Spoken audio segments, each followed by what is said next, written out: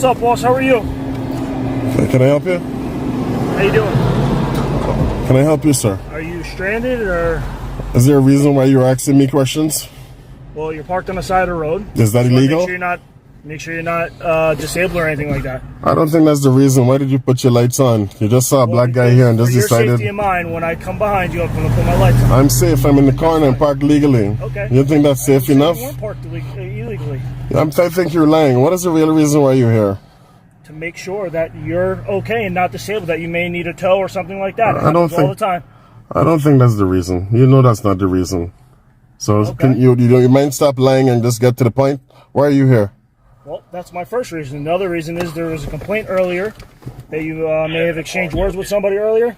Is that illegal? That is not illegal. So then why? Make sure everything was okay. I don't want. Listen, I don't want to be approached. Okay, my day was already messed up, and I just want to be left alone. That's it. Completely fine. That is completely fine. You are parked legally on the side of the road.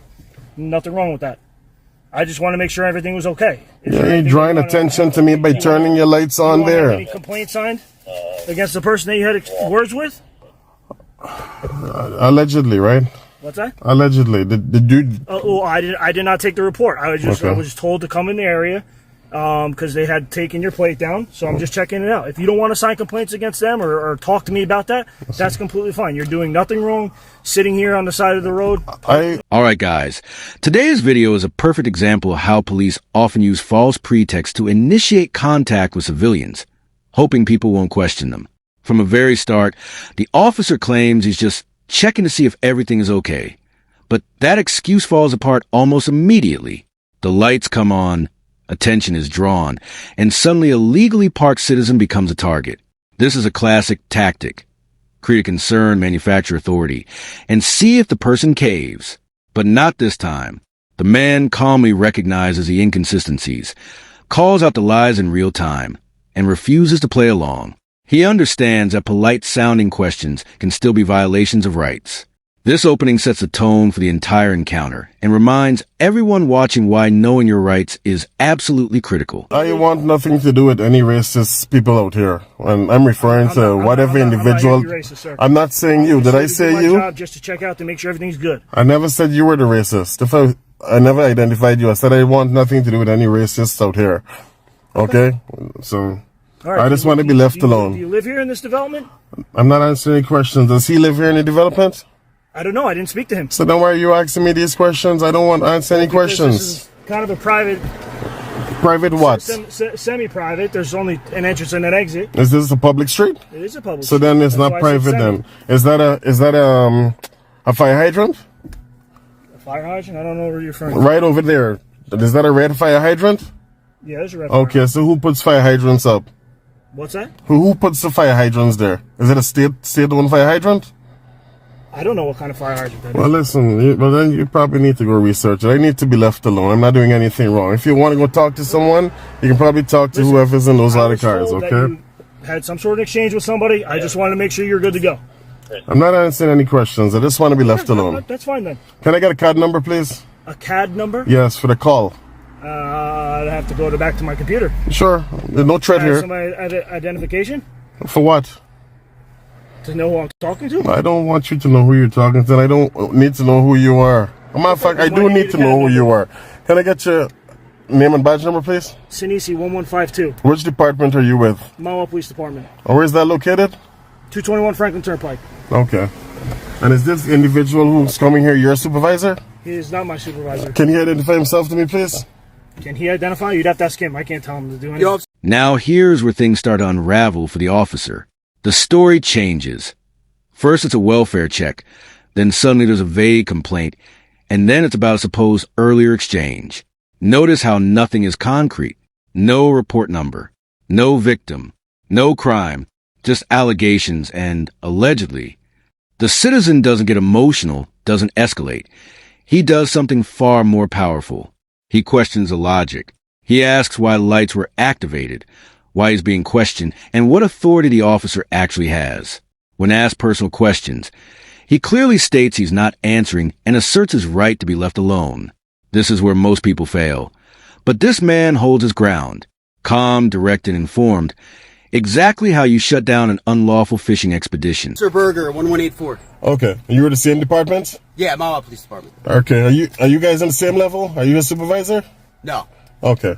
Okay, I would like to be left alone. All right, sir. Can I just ask you about? Well, I want to get your side because somebody came in. I have reported no like a dispute and said that you made threats. I just want to get your side so I can do a report on it. I don't answer any questions. If that person said I made threats, have them provide you with evidence and take me to court. I have my evidence too. Okay, so I'm not answering any questions. Okay. That's fine. I just want to be left alone. That's what I told you from the beginning, did I not? Told me what? No, you told me that you're here to check and see if I'm okay, if I need any assistance. And I know that's not the You're bottom. on the side of the road, and it's not that far. Do you stop at every car that's parked to the side of the road and ask them, here, are you disabled? How often do you do that? You know that often, actually, we get calls all the time for that. you didn't get a call for this. You don't have to butter me up. You know, you can come and tell me the truth. I'm not buttering you up. Yes, don't approach me with a lie. Just come and tell me the truth. Hey, we got a call. You're not interested in my safety, and you and I both know my safety is not your concern, according to the Supreme Court.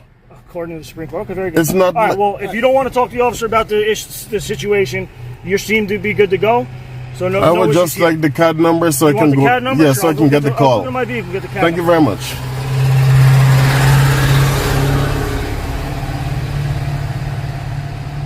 I don't understand. This guy is such a racist guy, the one who called on me. And he really messed up my day.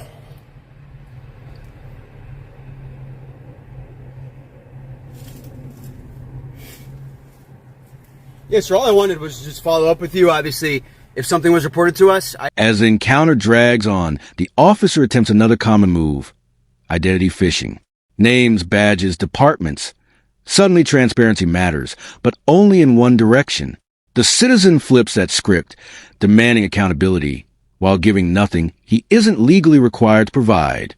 When a second officer arrives, the pressure increases, but the outcome stays the same. The claim of threats goes nowhere because there's no evidence, no statements, and no lawful basis to continue. The citizen makes it clear: if someone made an accusation, they can prove it in court. This is a turning point. The officers realize they have no leverage, no legal standing, and no cooperation. Slowly, the tone shifts. The energy changes. And just like that, the authority they try to project collapses under basic constitutional knowledge. I always get both sides before I do a report. All right, if you don't want to speak to me, that's fine. No, I don't want to report with my name on it. But Okay, no problem. that individual is a racist, and I want nothing with my name next to his name, or with anything regarding me Listen, next I to him. understand that. That's why, So, I just wanted to, see if you had anything to add to the incident. listen, if if anything comes up in the future, I took video too. Okay. So we can move from there, okay? I'll have my company lawyer deal with him, and we can take it from there when the time comes.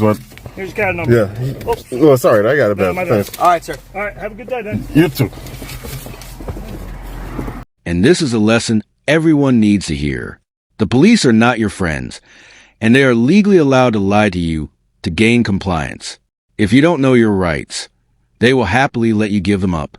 This encounter proves that recording, staying calm, and refusing unlawful questions works. The moment you stop volunteering information, their power disappears. This isn't about disrespect. It's about boundaries.